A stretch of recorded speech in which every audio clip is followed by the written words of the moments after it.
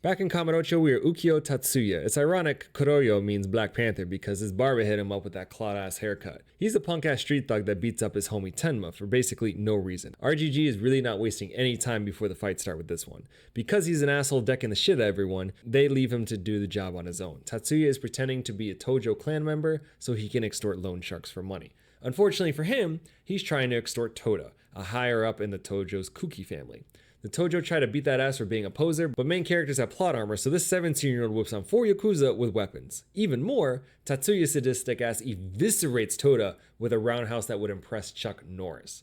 Oh shit, is he dead? Naturally freaked out, Tatsuya dips and tells his sister he's leaving for a while, but before he can, catches 50,000 volts. He was kidnapped by Kuki, head of the Kuki family. He's upset Tatsuya killed his guy and he has the evidence to send him to jail. However, like any good businessman, Kuki has an offer. Kamurocho is no short of underground fighting rings, and Kuki wants Tatsuya to fight in his, Dragon Heat. But really though, Kuki messed up because he broke rule number 1. You do not talk about Fight Club. Tatsuya meets Saki and Taizan, the Dragon Heat trainers. They give him the info on his opponent, and Tatsuya decides to fight since that's better than running from the Tojo and the police at the same time. Tatsuya drops fake Balrog, the crowd loses their shit, and Kuki's over here like, I'm gonna make him an offer he can't refuse. He says he'll forget about Toda's murder if Tatsuya can win 10 matches in a row. If Tatsuya refuses, Kuki will give the evidence to the police. Tatsuya runs into Hyuga with his Terry Bogard cosplay and his arm candy Eureka. Hyuga is the star of Dragon Heat and even has a sponsor with Masatoshi. Everyone says Tatsuya is no match for Hyuga, which is too bad because Kuki says that's his next fight. Like most fights in Japanese media, they stop to chat midway through. Hyuga spouting some bullshit about his way of fighting while Tatsuya's like, shut up, bitch! Bop, bop, bop. Boom! Catch these hands, fool. But strangely enough, after getting his ass beat, Hyuga's smiling? After the fight, Taizan tries to teach Tatsuya about a fighter's philosophy and what separates good fighters from people like, well, him. Because of Hyuga's philosophy, he's smiling because he was satisfied with the fight. You know, character development and all that. Later, Tatsuya learns his parole officer, Takanaka, is looking for him. He's naturally worried because, you know, committing murder and joining an illegal fighting ring run by an organized crime lord is typically frowned upon when you're on parole. While dodging Takanaka, Tatsuya runs into his old teacher, Yuki. This guy snitched on Tatsuya for extorting other students, rightfully so because that's an asshole move. However, Tatsuya didn't think so and beat him up too. Damn! His old teacher? A year later, Tatsuya gets arrested by Takanaka because he seriously injured another student in a fight. Tatsuya got assault charges because of his prior record. Tatsuya gets his next fight, and wouldn't you know, it's Yuki, who also happens to be a master of karate and aikido. He's pissed and has one last lesson he's trying to teach his old student. After losing the fight, Yuki teaches Tatsuya a lesson in endurance by punching him in the face. The character development goes a lot deeper, but this is an overview, not an iceberg. You're gonna have to go somewhere else for that. Taizan imparts more words of wisdom as Tatsuya begins to form his fighter philosophy. Meanwhile, Takanaka meets up with his old pupil, Washio. Takanaka got a tip Toda went missing, and the two discuss its connection to an arson 15 years ago. Washio never found the culprit, and the statute of limitations is almost up. For those of you without a law degree, this means they can't bring legal action for things past the statute's limit. That night, Tatsuya's at Eureka's club. The thoughts simping, but shout out to my mans for not falling into thirst traps. Eureka mentions Takanaka was asking about Toda, so Tatsuya tries to dip, but Takanaka is waiting for him outside. Tatsuya somehow manages to evade a cop car on foot until he jumps into a taxi that has a driver who thinks he's Vin Diesel from Fast and the Furious. Once we accept the fact that a taxi lost a cop car in a high-speed chase, we then have to accept that by pure coincidence, the driver is the father of Fujimoto, the kid Tatsuya beat up before getting arrested. The father is all butthurt because Tatsuya sent his kid to the hospital and naturally wants revenge. Tatsuya manages to get away, but why is Tenma talking to Takanaka? Is he really selling out Tatsuya? I mean, he did deck the homie in the first minute of the game, so coincidentally or not, Taxi Driver is the next Dragon Heat opponent. Not like that means anything though, because he too gets his face beaten by a 17-year-old. Post-fight conversation brings more revelations that add to Tatsuya's character development, which also prompts Tatsuya to reflect on his past. He had no real parents or money growing up, just his sister. He really only relied on himself and his own strength. Over time, this caused him to be the asshole that he was in the beginning of the game. Character development comes to an abrupt stop when no way. Is that Toda? He's alive? But there's no time to make sure because Takanaka's coming. Tatsuya has nowhere to go until Tenma rolls up to save him? I thought he sold out. Tatsuya is still convinced Tenma's a sellout, so his loner ass leaves him like, We were never friends. But Tenma notices Tatsuya's foot injury before leaving. Tatsuya rolls up on Kuki like, I saw Toda, what the hell's going on? But Kuki retorts with, show me proof. You got receipts? No? Shut your fucking mouth. I own you. He then changes the subject to Tatsuya's next opponent, some guy called the Mad Dog, but he's clearly not as cool as Majima. He doesn't even have an eye patch. Tatsuya is later approached by Nyoka, an Awano knockoff from the rival Tojo family. He says 10 wins in a row is impossible. Tatsuya doesn't understand, so Nyoka sends him to everyone's favorite information broker to get more information. The florist explains 6 years ago a boxer named Nogi won 9 fights in a row, but the arena has completely changed since then. A trader within the Tojo has been tipping off the police and profits are declining across the board. However, Dragon Heat continues to flourish with increased betting. Complaints about this shifted the profit structure over time. Kuki still controls the arena, but each fighter represents one of the Tojo families now. The family whose fighter wins gets the betting profits for that night. This whole time, Tatsuya has been Kuki's representative, and as Tatsuya continues to win, the other families will only continue to throw tougher and tougher opponents at him to prevent Kuki from winning all the money all the time. On his way out, Tatsuya sees Tenma again, and this time he's talking to the Nyoka goons? This dude really is a sellout!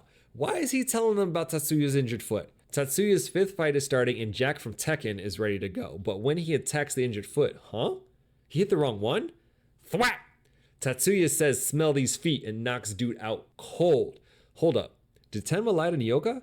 Tatsuya rushes over to find Tenma getting beat like a piñata, bashes all the goons' faces in, and learns Tenma really is the homie because he never snitched. Taizan takes a look at Tenma, says he'll be fine, and of course uses the opportunity to impart more wisdom. We quickly switch to a suspicious phone call. The incident from 15 years ago is mentioned, and he says he has the data. The data! No idea what he's talking about, but we do know he has the data! Oh shit, is that Toda?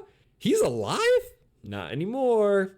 The next day, Tatsuya tells Tenma everything that's going on, and Tenma says Takanaka asked him about Toda. Speaking of, Toda's body was found in the mountains. What? Tatsuya immediately confronts Kuki, but he's just chilling. Tatsuya is upset because he thinks Kuki killed Toda in order to set him up. With nowhere else to go, Tatsuya hits up the florist again to beg for more info.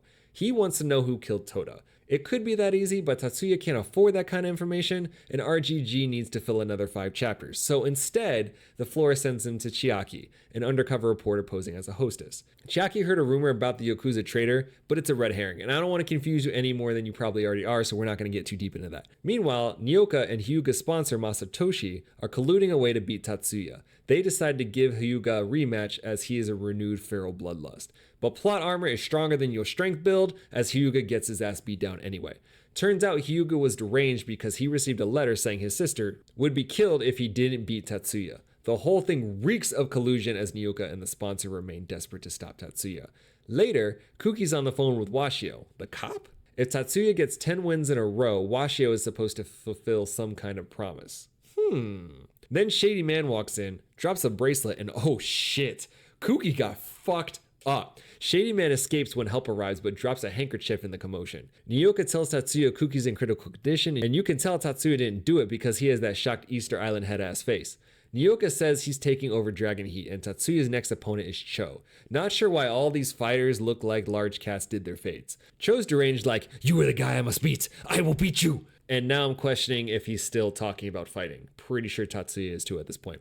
To make things worse, the Kuki family thinks that Tatsuya attacked Kuki because they found his bracelet. What? Someone is framing him for assault too? The handkerchief isn't Tatsuya's, but these idiots don't care and attack a Dragon Heat fighter who's on a 6-win streak. You can guess how that one ends. As he looks for a lead, Tatsuya finds Takanaka with Cho. He confronts Cho about it, but like any good RGG game, he's not talking until Tatsuya beats it out of him. Fast forward to Dragon Heat fight. He does. After the great sage Taizan imparts more wisdom, Tatsuya confronts Cho. Cho is so deranged because Nyoka promised to reveal his mother's killer if he won, but that was a lie. Takanaka was meeting with Cho to offer his condolences for his mother who was killed in an arson 15 years ago. Rumor is the Tojo clan was working on a redevelopment project and buying all the property, but the owner of one restaurant was giving them the big fuck you. And when you can't get what you want, logic dictates you set it on fire. The arson killed the owners, Cho's mom, and a part-time waitress. By now we know Kamurocho police are completely inept and the culprit was never found. Takanaka was part of the investigation and continues to pursue the case even as the statute of limitations approaches. This could be why he's pursuing Toda. As Cho leaves, the two are now friends because that's what you do after you punch someone's face in and share Kiryu-style inspirational speeches. Tatsuya concludes that Toda's murder and Kuki's assault have to be related to this incident. Someone must be covering their tracks since the statute of limitations is almost up. The only way he's getting more information is to ask Takanaka directly. The homie Tenma gives him a phone and Takanaka says the police have already marked Tatsuya as Toda's killer. Huh? Takanaka is after Toda because he threatened the owner prior to the arson 15 years ago. Takanaka tells Tatsuya to chill because he's on parole, but our man fires back like, what are they gonna do? Arrest me? I mean, the cops do want him for murder, so... Tatsuya learns from locals the owners that died had a daughter and the waitress had a husband and a baby. Rumor is the husband became a Yakuza after the incident, possibly to find the culprit. Tatsuya then gets a call from Kuki? He wants to meet but is in hiding, so Tatsuya does some Indiana Jones secret wall stuff and finds Kuki on the verge of death. Before he dies, Kuki drops some serious knowledge. Kuki doesn't know who attacked him, but admits he set Tatsuya up. I know, we already knew that. But Kuki confirms that Tatsuya didn't kill Toda. I mean, we kind of knew that too. Because of Dragon Heat's success, the Tojo assumed Kuki to be the traitor, and if he wanted to clear his name, he had to find the real traitor. But Kuki did have a police connection with Washio.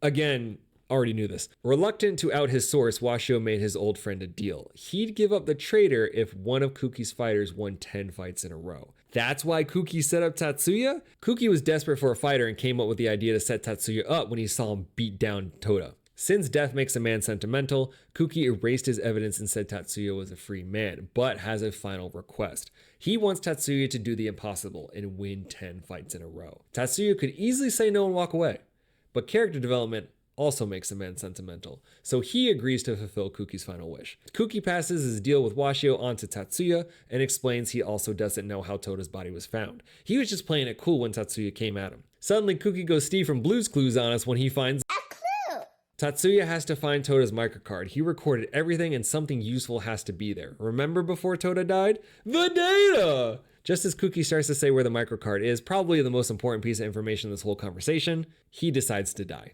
God damn it. Tatsuya commits to search for the traitor but gets interrupted by another 50,000 volts. Man's really catching more stuns than Alan from The Hangover. Tatsuya wakes up and Tenma's there? Nah.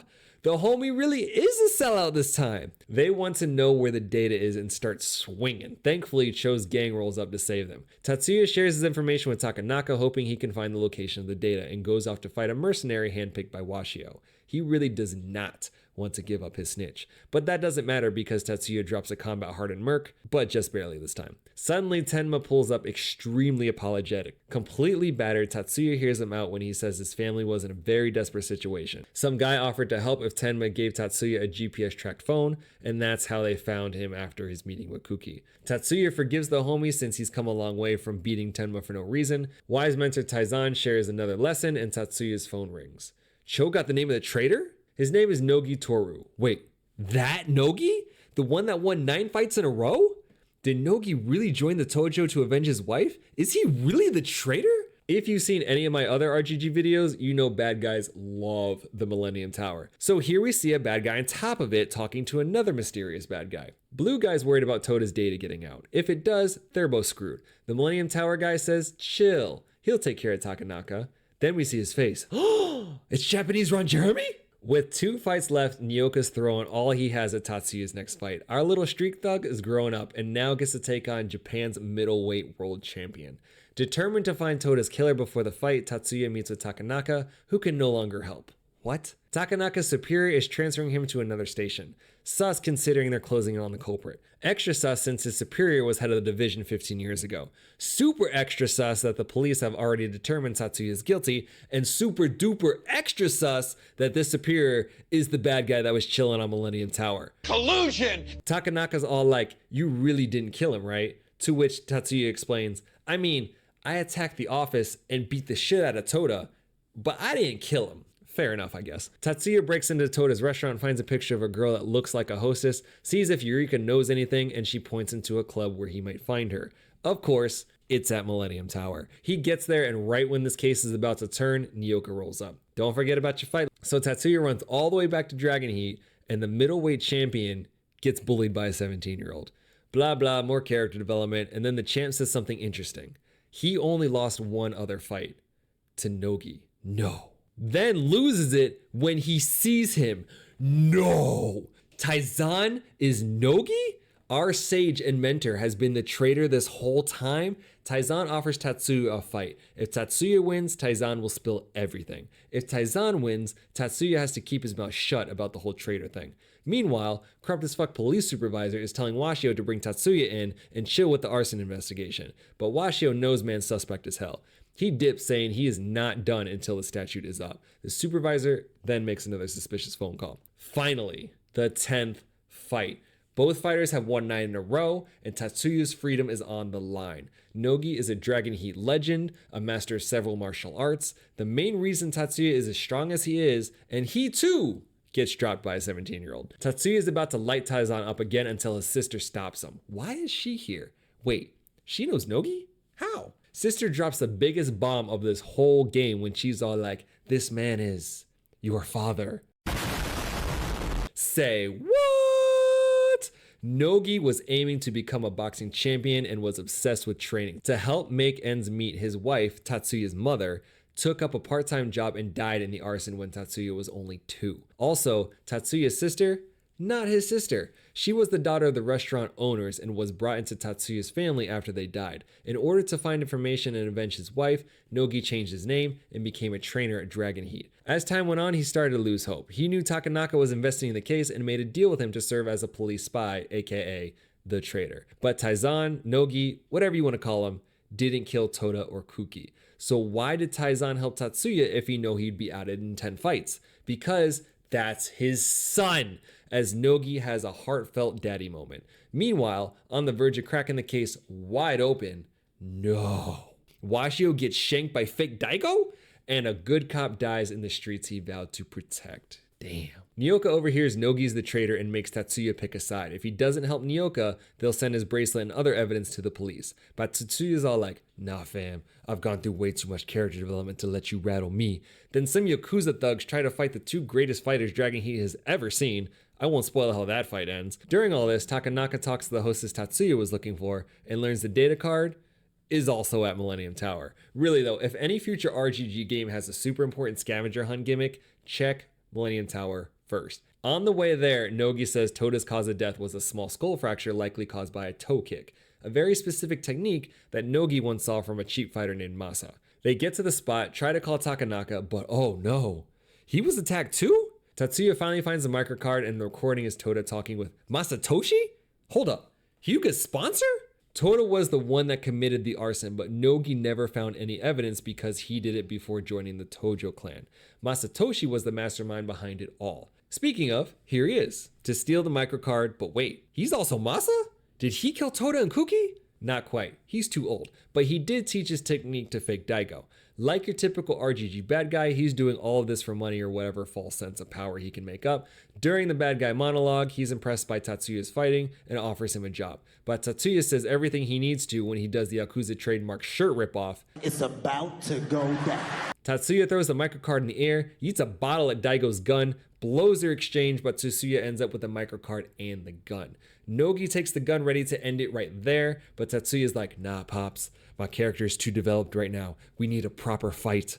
Where do final boss battles happen in RGG games? That's right, the top of Millennium Tower. Tatsuya throws the microcard at the bad guys, keeps the gun, and says whoever wins gets both. If he loses, Masatoshi can shoot him and his dad. Nogi's naturally in shock like, "Nani? Did not sign up for this shit." "Don't worry, Pops. My character development is so profound I can seriously talk about destiny and fate without my shirt. I can't lose because I fight for more than myself now." He asks his father and mentor for any final advice, but all he gets is a "good luck, have fun." The wise sage coming in clutch once again. Masatoshi's boy does the Yakuza shirt thing too, shows off the ice in his veins, but gets that ass beat anyway. Fashionably, like all Kamurocho cops, Takanaka rolls up. Saki sent him the data and they have enough evidence to arrest Masatoshi. In a fit of rage, Masatoshi goes after Saki, Tatsuya heads after him. The dude that just got his ass beat has enough energy to do the murder toe kick move, but Nogi is just fast enough to absorb the blow and save his son. Masatoshi and his guy are arrested, but Nogi's looking all kinds of fucked up right now. Nogi and Tatsuya have a touching father-son moment as Nogi imparts his final words of wisdom and passes away in Tatsuya's arms. Damn. Later, everyone conveniently forgot Tatsuya beat up Toda. Murder Man confesses to assaulting Toda, Kuki, Washio, and Takanaka. Takanaka is investigating who ordered Washio's murder, but it's obvious the police supervisor did it. And after the credits roll, the handkerchief found at Kuki's attack belonged to him too? Oh man, I'm so surprised. That's crazy. A year after the events of the first game, he's been in the US floating like a butterfly and stinging like a bee, preparing to become a boxing pro in Japan. But now Tatsuya and his sponsor are back in Japan preparing for a press conference. The night before, Tatsuya decides to visit Kamurocho because that's always a good idea. Almost immediately, he finds some kid getting mugged by a gang called Ashura, and because talking through your problems doesn't work in these games, Tatsuya starts punching instead. Kid's name is Shinji, and as they are walking, he explains Ashura showed up about a month ago and has been randomly beating up the local gangs. Shinji, not knowing he's talking to a Fight Club legend, says he's a fighter. Tatsuya's over here like, bitch please, you skinny as fuck, until Shinji invites him to his fight at Dragon Heat. Tatsuya stares at his fist and has a flashback montage because Japanese media loves that trope, but the reminiscing is quickly interrupted by Shinji's people. Japanese Ken doll is Makoto, dude cosplaying the Fonz is Yuta, and can't see my eyes even though my glasses are clear is Tamatsu. Fancy suit guy is Ryusho Kuki, the son of the Yakuza that played Tatsuya in the first game. Tatsuya watches Shinji fight Skinny Balrog and can't believe these young punk kids are actually fighting. Ryusho explains that after his father's death, Nyoka was running Dragon Heat, but he ran it into the ground because he's an incompetent asshole. Ryusho then got it back when he traded all of the Kuki clan's territory for it. Ryusho's goal was to return Dragon Heat to its former glory, where a boy can test his strength and become a man. Like if Nickelodeon started a fight club. Later that night, Tatsuya meets with his sister, who's not his real sister, and Tenma. They're proud of Tatsuya's success, but our man is having second thoughts. Too much character development in that last game. Also that night, a shadowy blonde guy sticks his Tony Jaa attack dog on Ryusho's office. Once dude is done making everyone smell his knee, blonde guy who looks like a dog the bounty hunter rolls up on Ryusho. This is Akita, leader of Ashura, a martial arts organization based in Osaka. His crackerjack ass face pulls up like, we're expanding into Tokyo, give us Dragon Heat. Ryusho politely says, the fuck you are, then Akita fires back saying the Tojo are supporting the takeover. What? And just in time, Nyoka's two-faced self rolls up. Long story short, Nyoka did a bunch of shady colluding to back Ryusho into a corner, and is more or less forcing him to agree to a bet. Dragon Heat and Ashura will have a series of fights. The first organization to win 8 fights keeps Dragon Heat. Hold up, is Nyoka the reason Ashura is roaming around Kamurocho beating up all the gangs? No one will fight for Dragon Heat if Ashura already messed them all up. If Ryusho doesn't agree to the bet, Dragon Heat will simply lose all their money because they don't have any fighters left. Shinji's pissed and goes after Okita, the fake Tony Jaa guy. Not to be confused with Akita, again, the head of the gang. Like these names aren't confusing enough. Tatsuya shows up, Okita talks his shit, and boom! Splatters Shinji across the fucking wall. Nyoka starts talking shit. Tatsuya looks like he wants to rip his smug head off as much as I do, and they leave so Tatsuya can take Shinji to the hospital. Tatsuya meets a desperate Ryusho. He is trying to fulfill his father's dream, so Tatsuya decides to say, screw it, to the fame, money, power, and everything else you get with a pro boxing contract. He's going to fight for Dragon Heat. Tatsuya's all like, this place is important. Sure, I was extorted into fighting for my life, but it developed my character and I got to meet my daddy. I need to stay true to my fighter's philosophy. The younger fighters are all hyped because Tatsuya is doing the Kiryu inspirational speech thing and jump on board too. Doing it for Shinji, doing it for Dragon Heat. Tatsuya tells his sponsor he's given up a lifetime opportunity for Fight Club, and here we go. Ladies and gentlemen, the first fight between Dragon Heat and Ashura is here. Nyoka is rightfully worried. He's seen Tatsuya single-handedly drop all of his previous fighters. But Akita's all like, relax, baby. My Okita's got this. It's money in the bag, baby. Rightfully so, Tatsuya pulls up to the ring and the entire arena loses their shit. Legends never die. But Okita starts talking stuff and says this one will. For the homie Shinji, Tatsuya uses his signature skull crusher heel kick to boom! Level Okita and wipe that stupid smile off his face. Meanwhile, this butterball's at it again? Japanese porn stash, aka Surumi, and his secretary are talking about plans, including Ashura and Tatsuya. You can smell the collusion already. Also, he's not a police chief anymore. He's a governor. Ah, shit. Because RGG loves reusing assets and Kamurocho is getting stale, we are now in Sotenbori, Ashura's home turf. The city is doing their best United States impression because there's a gun epidemic. Modified guns are flooding the streets and people are getting shot, including Makoto. Then some punk with a gun rolls up on Tatsuya. Clearly he doesn't know who he's messing with, but learns when Tatsuya's foot breaks his wrist. Kid turns into a sniffing little bitch, squeals, and then learns that the guy with an Ashura tattoo sold him the gun and put the hit on Tatsuya. Ryusho takes Makoto to the hospital while Tatsuya goes after the weapons dealer, this guy that looks like a cyberpunk NPC. Dude points a gun at Tatsuya, says Meteor Suzuki will be his next opponent, and then that's it. Tatsuya just leaves. Tatsuya then runs into Shima from the first game. Because RGG loves unnecessarily long cutscenes, he goes on this complicated tangent about Ashura but doesn't actually say anything important until he mentions that he got beat up by Suzuki.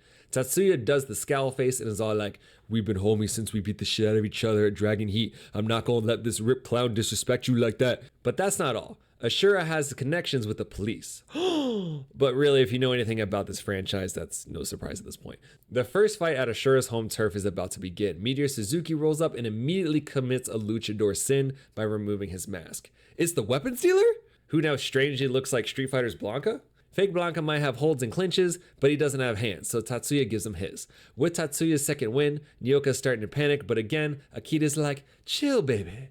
It's only 2 fights. My man Oba never loses." Even though he won, Tatsuya's hurt. Suzuki messed up his elbow. Then Japanese Chris Angel pulls a mind freak and randomly appears out of nowhere. He's Ashura's doctor and tells Tatsuya to go to the infirmary. Strangely enough, they don't go together because when Tatsuya opens the door, the doctor's just standing there, in the dark, by himself. Doc's name is Ryo, is blind, cures Tatsuya's elbow with a single needle prick, and is also a fortune teller. Definitely some suspicious dark magic shit going on in here. Ryo cautions Tatsuya to stop fighting Ashura, to which Tatsuya responds, "I don't believe in fate. My father's philosophy will make it my bitch while I do the same for these Ashura fighters. Thanks for fixing my elbow though."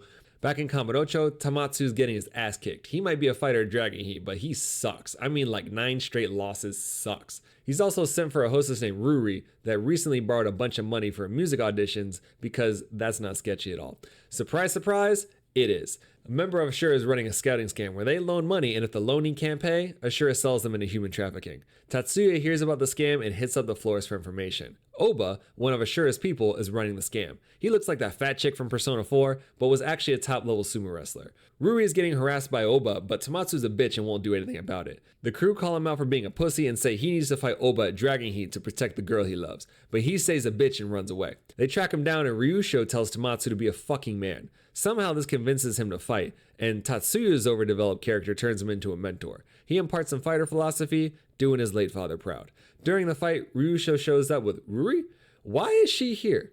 Ryusho did some digging and learned that she's actually a con artist and is working for Oba. Damn. Can't trust these hoes, man. PSA to all the homies out there, stop simping. Stay hard! Despite Tamatsu's best efforts, Oba messes him up. I mean, like, really messes him up. But man fights his demons enough to not run away. GG's for that, my dude. Ryusho cooks up some stories saying Ruri is leaving the city and gets her away from Tamatsu. He doesn't need that trick in his life anymore. Now it's Tatsuya's turn, and despite Oba being literally 3 times his size, not to mention Tatsuya's elbow injury wasn't that long ago, Oba bites off more than he can chew and gets his fat ass choked out. See what I did there? No? Okay. Following the fight, Japanese Chris Angel, aka Ryo, stops Tatsuya and predicts someone will die. Tatsuya is now walking around Kamurocho concerned about Ryo's predictions when he spots Yuta running away from his dad's pachinko parlor. He's had daddy issues ever since his mom died. Tatsuya ends up in an underground casino and finds Ryo. He still thinks the fortune teller is bullshit until homie accurately predicts the roulette table. What? Can he really see the future? As Tatsuya is leaving, Ryo clarifies his earlier prediction. A money-grubbing person will die. As he heads back toward the pachinko parlor, Yuta's dad is getting the shakedown because he owes a debt and this realtor guy is trying to buy the parlor. Yuta's still pissed because he thinks his dad only cares about money and runs away. Again. Dad explains the Nyoka family has been messing with his business and he was conned into co-signing a loan to help a friend, but the lender of his debt is affiliated with the Nyoka family. Real estate company, also Nyoka. Something's not right. Why do they all want this property so bad? Later that night, boom! Big ass truck runs straight through the pachinko parlor because that's not an overused trope, and Yuta's dad is all messed up. Tatsuya sees the suspicious homeless dude in the crowd. Tatsuya gets Yuta's dad to the hospital and discusses the homeless man with Ryusho. Tatsuya goes after the real estate guy trying to buy the parlor and learns Nyoka is trying to get the deeds for the whole area. But why? Just when we're about to get some answers, oh shit, Homeless dude pulls an Assassin's Creed level move when he slices realtor in the middle of a crowded street and slinks into the shadows. Is this the money-grubbing man that's supposed to die? As he's dying, he says, Nyoka, Ashura, Vegas. Whatever that's supposed to mean. Tatsuya gives Yuta the key the realtor guy gave him. It's about his dad, and for the third time, Yuta runs away like a little bitch. Daddy issues are strong with this one. Tatsuya and Ryusho head back to the florist and find out the homeless dude is the assassin who's also working for Akita? Yuta finds documents that show his pops was actually a good dude. Now Yuta's crying again because he knows he's an asshole. At least he's not running this time. The next Ashura fight is starting, and Tatsuya's fighting BDSM Jesus? Actually, this is the assassin guy Tatsuya's been tracking. I'm not sure why he's wearing that. His greasy ass promises to answer Tatsuya's questions if he loses. So Tatsuya bodies this man into shock therapy, probably one of his kinks. And then when he wants answers, dude can't talk because he got his ass kicked that bad. Tatsuya will have to wait. Or not, because he gets a call sometime later and BDSM Jesus is dead. Damn it! Every time we're about to get some answers, someone dies. Ryo then cautions Tatsuya once more. If he continues down this path, he'll end up killing one of his own friends. Speaking of, Shinji's disappeared. Tamatsu said he did some suspicious rehab and is off to go kick things. They find a rehab flyer and after investigating determine it's likely another scam. On the back of it, they discover an underground bounty site that lists all the homies, but Shinji's not on that list. This dude is not betraying them. They go after Shinji for answers, and this asshole is waiting with a full squad ready to jump our guy. After putting all these peasants in their place, Shinji goes after our dude saying he's going to protect everyone. Makoto got shot, Tamatsu scammed, and Yuta's dad is dead, and Shinji's blaming Tatsuya. Clearly his dumbass has been deceived by Ashura. He attacks Tatsuya, who is instinctively ready to knock some sense into him until he suddenly remembers Ryo's prediction about killing a friend. Personally, I'd fuck Shinji and his little tantrum up, but Tatsuya's character is clearly more developed than mine, so he lets Shinji beat him up and then full on shank him. Like a good mentor father figure, Tatsuya's all like, you done? And then thwap! Ryusho gives him one for all of us, because screw this kid. A day later, Tatsuya wakes up in the hospital and learns the guy who set up Shinji is the next Dragon Heat opponent. You can't tell me this man is human, because he fights an entire gang, gets beat up and stabbed by Shinji, and just sleeps it off for a day. Now he's ready for the next Dragon Heat fight? Excuse me? Before the fight, Tatsuya sees Ryo, tells him and Fate to fuck off because he didn't kill the homie, and heads out to fight the Juggernaut. I'm the Juggernaut, bitch! They politely reconcile the differences by beating the shit out of each other, but Tatsuya is getting tired of Ashura messing with his people, so he kindly smashes dude's face in, and then crushes his skull with a nasty flying axe kick. I'll say it again, he recently got stabbed. After the fight, Shinji's all like, sorry I tried to kill you, and somehow it's water under the bridge. I'm sorry, what? I know Tatsuya's turned a new leaf and all, but really? As Tatsuya is leaving, he again runs into Ryo. Mindfreak continues to underestimate our guy, and this time he predicts he'll lose someone he cares about.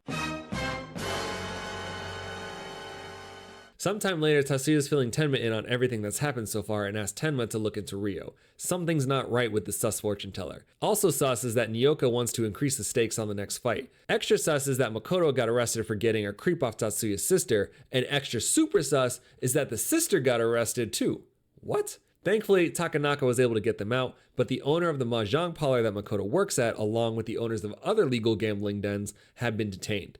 It's like they're being targeted. As the group discusses the next match, Takanaka informs everyone that the parlor owner committed suicide in his cell. Makoto is in shock because that guy was his father figure after leaving the orphanage, and he is convinced this man would not commit suicide. Just like all the other young fighters in this game, Makoto starts getting emotional and runs away. Tatsuya ends up finding him and plays mentor once again. Nogi would be so proud of his son. Eventually, Tatsuya is back in Sotsunbori for the next fight, and Ashura is calling in one of Japan's best MMA fighters. As he's getting ready, he gets an email. His sister, who's not actually his sister, has been kidnapped. They need 20 million yen in 2 hours, and I'll give you one guess where they need to take it. That's right, Millennium Tower. No way this isn't a setup. 2 hours is not enough time to fight and get back to Kamurocho, but Tatsuya can't reschedule the match. Akita's playing dumb and says he'll agree to reschedule if Dragon Heat pays them a 100 million yen and they change the standings to a 6-6 tie instead of the current 5-1 in favor of Dragon Heat. Tatsuya remembers Ryo's latest prediction and once again tells fate to go fuck itself when he decides to stay and fight. They call Makoto, who's still in Kamurocho, and he starts searching for the sister, while Tatsuya fights Old Man Mutton Chops. Oh shit! Dude breaks Tatsuya's arm, but then boom! Gets his face crushed when Tatsuya makes him catch his other hand. After the fight, Ryusho's arranging flights to get back to Kamurocho, so Tatsuya heads to the infirmary to get his arm fixed. But wouldn't he have already visited the infirmary if his arm is taped up? Anyway, Tatsuya overhears Akita turning Mutton Chops into a piñata, and Ryo's giving orders to Akita.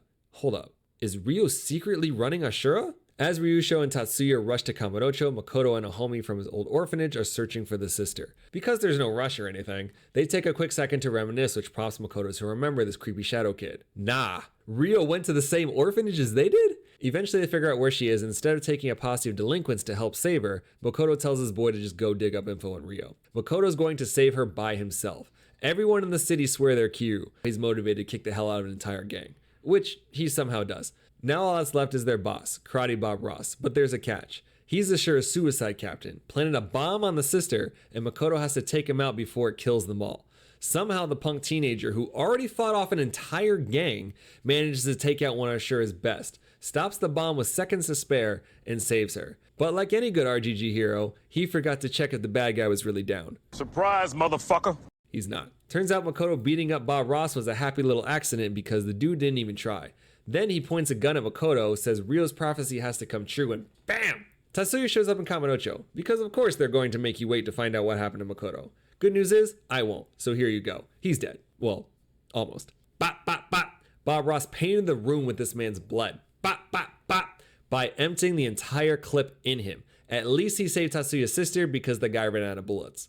What kind of idiot bad guy doesn't bring extra rounds? Stupid. We get a very familiar scene when Makoto makes his peace with Tatsuya and finally passes away. As they mourn Makoto, his homie shows up to give Tatsuya the information he dug up on Ryo. Yes, they went to the same orphanage. Yes, he's reading a book that's significant if you actually think about it. And yes, that girl sitting next to him is related to this whole convoluted ass story.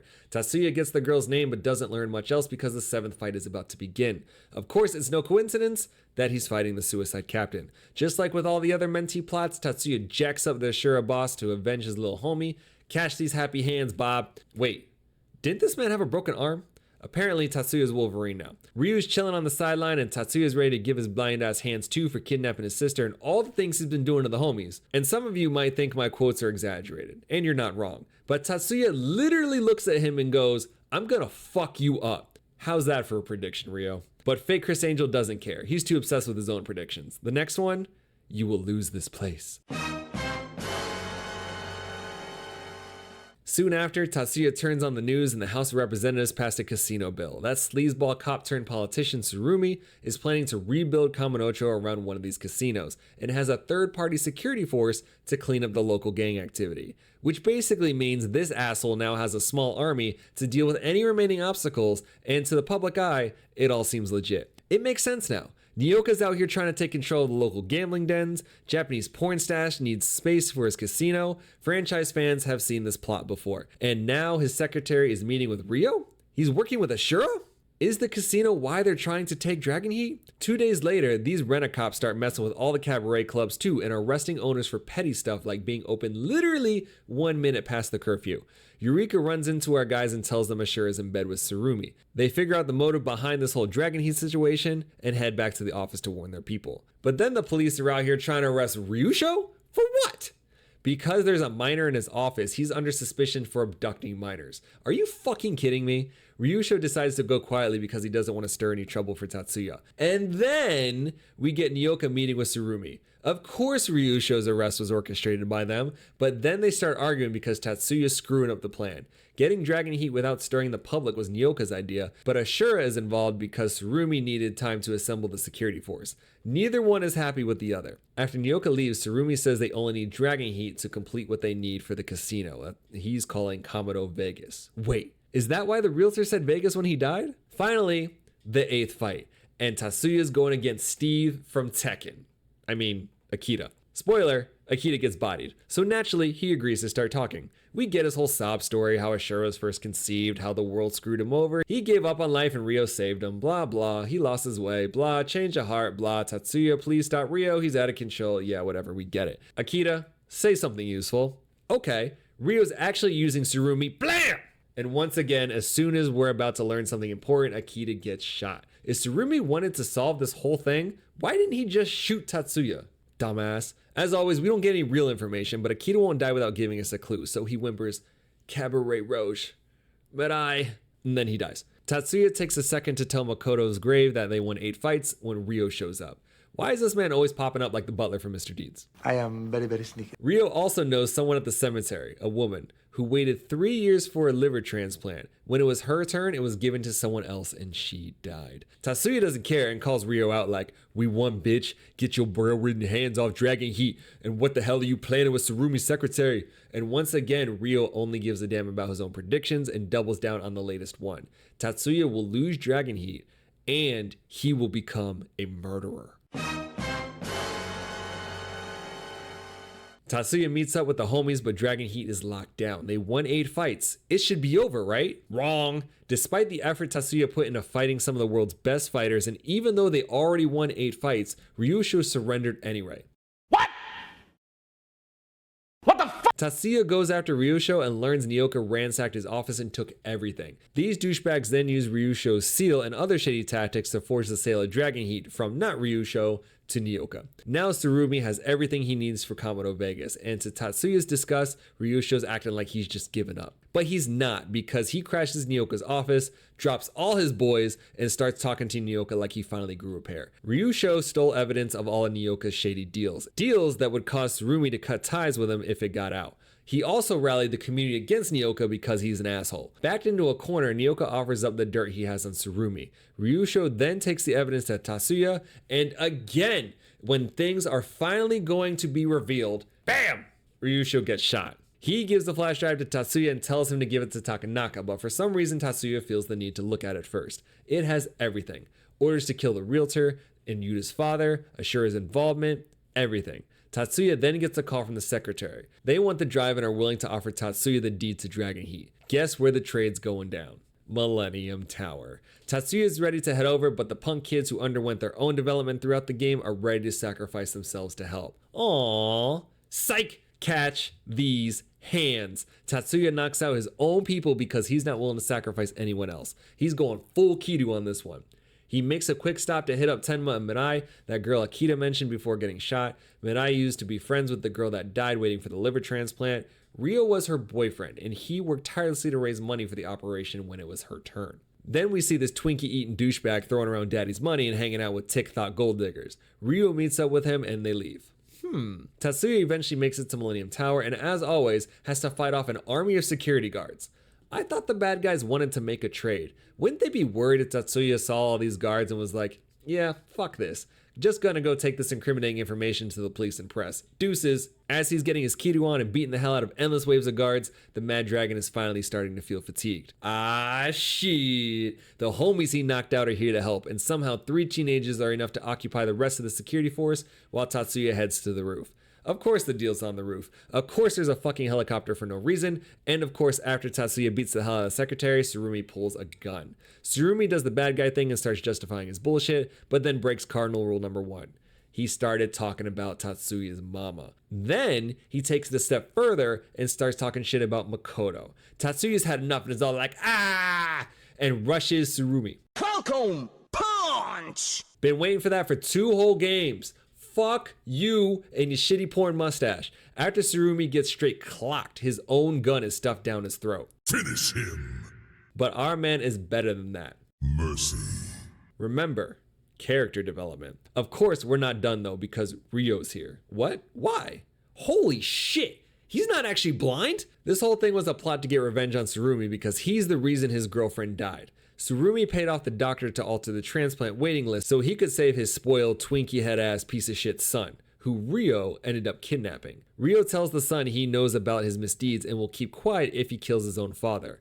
Are you fucking serious? He's going to do it? This whole family is fucked. Tatsuya's feet say, nah fam, it's not going down like that. Then Ryo does the iconic shirt rip and starts glowing like he's the Nine Tails chakra mode, but Tatsuya hits back with, bet you didn't know, there's a dragon under my shirt. Mad Dragon beats Fake Blind Man and Ryo's on the floor all kinds of messed up. Quick side note, as I do more of these explained videos, the same tropes RGG does every game are honestly starting to get old. For example, who let the fucking bad guy pick up the gun again? Again! Every fucking game. No one watches the goddamn gun. You're on the roof of the Millennium Tower. Why didn't you throw it off the fucking building? God damn it, man. Anyway, Tsurumi shoots. Ryo's post-beating change of heart spurs him to take the bullet. Also, Ryo's live streaming this whole thing, and Tsurumi's corruption has finally come to light. In the middle of all this, Ryo has an existential crisis because Tatsuya's character is too much for him. He starts yelling like a child while Tatsuya calmly gives him the endgame Kiru speech. Ryo shoots, grazes Tatsuya's cheek, and if you were questioning if Tatsuya was badass, stop now because the homie didn't even flinch. He's all like, it's okay, but if you're gonna shoot me, stop being a pussy and shoot straight. Tatsuya makes Ryo finally see that you can change your fate, but he does it by shooting himself in the head. The cops finally show up, Tsurumi proves he's a coward by taking his own life, good riddance, screw that guy, and it's finally over. Kamado Vegas has been halted, the homies continue to do their thing at Dragon Heat, and Ryo could never see the future. He just played roulette at casinos he owned and used Ashura to make sure his prophecies came true. Tatsuya and Takanaka talk about destiny, and Tatsuya does the Japanese fist pump move before heading off to create his own future.